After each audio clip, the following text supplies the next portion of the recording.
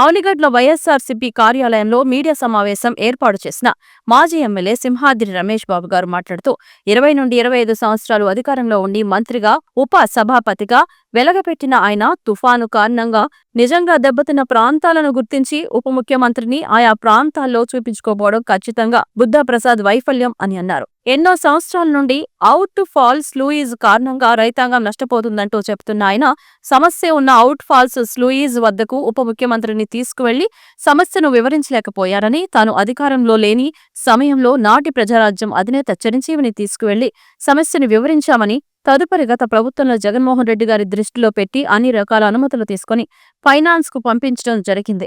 దాని పనులు చేయడంలో అలసత్వం వహించడం వెనుక కారణమేంటి?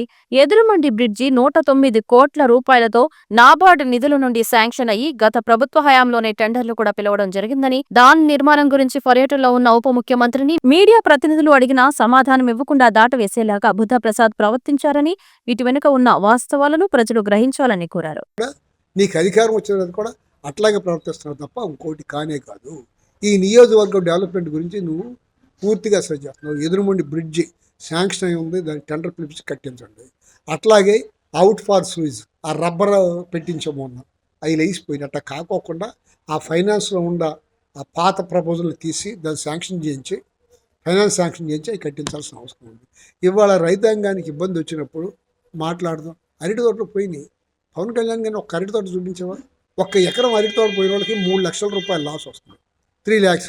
ఇవాళ సుమారుగా 700 ఎకరాలు నిన్న 500 600 అనుకున్నా, తెల్లారి తెలుసుకుంటే 900 నుంచి 1000 దాకా ఉందని చెప్తున్నారు. ఒక్కొక్క ఎకరానికి 3 లక్షల రూపాయలు లాస్ అరటి తోటలకి. వీటిని అన్నిటినీ సక్రమంగా ఇవాళకైనా సరే ఆ లెక్కలు సరిగా తీసి రైతు నష్టపోకుండా చేయండి. పోయినసారి గవర్నమెంట్లో జగన్మోహన్ రెడ్డి గారి గవర్నమెంట్లో క్రాప్ ఇన్సూరెన్స్ ప్రభుత్వమే చేసింది. ఆ ప్రభుత్వం చేయడం మూలంగా పోయినసారి వాళ్ళకి పసుపు, కంద, అరటి తోటలో పోయిన వాళ్ళకి లక్షల రూపాయలు ఇన్సూరెన్స్ వచ్చింది. ఇప్పుడు రైతాంగం ఇన్సూరెన్స్ చేసుకుని కొంతమంది పరిస్థితులు లేదు. ఇవాళ ఈ నష్టపరిహారాన్ని కరెక్ట్గా అంచనా వేసి మళ్ళీ చాలామంది ఒక చేను అర చేను చూపించడం కాదు, ప్రతి చేలో ఎంతో కొంత ఖచ్చితంగా దెబ్బతింది.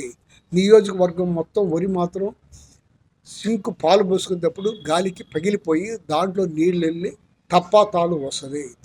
దీన్ని కరెక్ట్గా అంచనా వేసి ఇప్పుడు కన్నా ఆ లెక్కలు సరిగా తీసి రైతాంగానికి వెంటనే పాత గవర్నమెంట్లో ఇన్పుట్ సబ్సిడీ అనేది ఆ సంవత్సరం ఏ సంవత్సరం అయితే నష్టం జరిగిందో ఆ సంవత్సరమే పే చేసేవాడు. నువ్వు కూడా అట్లా పే చేయించి రైతుతో మంచి అనిపించుకో తప్ప ఇటువంటి మాటలు ఆళ్ళ తిట్టించడం వీళ్ళు తిట్టించడం కూడా ఆయన మాట్లాడు. ఏదైనా అడిగామనుకో ఎదురుమండి బ్రిడ్జ్ సంగతి నేను దాన్ని మాట్లాడు. ఇంకొక ఆయనతో ఎవరితోనూ మాట్లాడించి సావులు మర్డర్లో చెబుతాడు. తలలు నరికేవాళ్ళతో వాళ్ళతో కలిపి ప్రెస్ మీట్లు పెట్టిస్తాడు. మేమేమి వాళ్ళ మీదకి వెళ్ళాలనుకోవట్లా, వాళ్ళు మా మీదకి వద్దానికి చూస్తే అది వేరే సంగతి. కానీ మేము ఎవరితో అటువంటి వాళ్ళతో కలగజేసుకున్నారుకోవట్లా. మేము చెప్పే వాస్తవాల్ని ఎవరేం మాట్లాడినా ఒళ్ళు జాగ్రత్తగా పెట్టుకోమన్నా ఇంకోటి జాగ్రత్త పెట్టుకున్నా వాస్తవాల్ని మాట్లాడుకోకుండా మాట్లాడుతూనే ఉంటాం. ఖచ్చితంగా వాళ్ళు మాట్లాడేవాళ్ళు ఆలోచించుకొని మీతో ఎందుకు మాట్లాడిస్తున్నారు, ఎవరు మాట్లాడుతున్నారు. నేను చెప్పేది బుద్ధప్రసాద్ గారు ఎమ్మెల్యే గారికి నేను చెప్తున్నాను. దాన్ని తీసుకొచ్చి ఎవరితోనో మాట్లాడుస్తూ ఉంటాడు. నేను నిన్నే అడుగుతున్నాను, ఎదురుమంటి బ్రిడ్జ్ ఎందుకు చేయవు? ఇవాళ నిన్న అడుగుతున్నా, జగన్ నువ్వు ఆయన తీసుకొచ్చావు పవన్ కళ్యాణ్ గారిని ఎక్కడ తీసుకెళ్లాలా?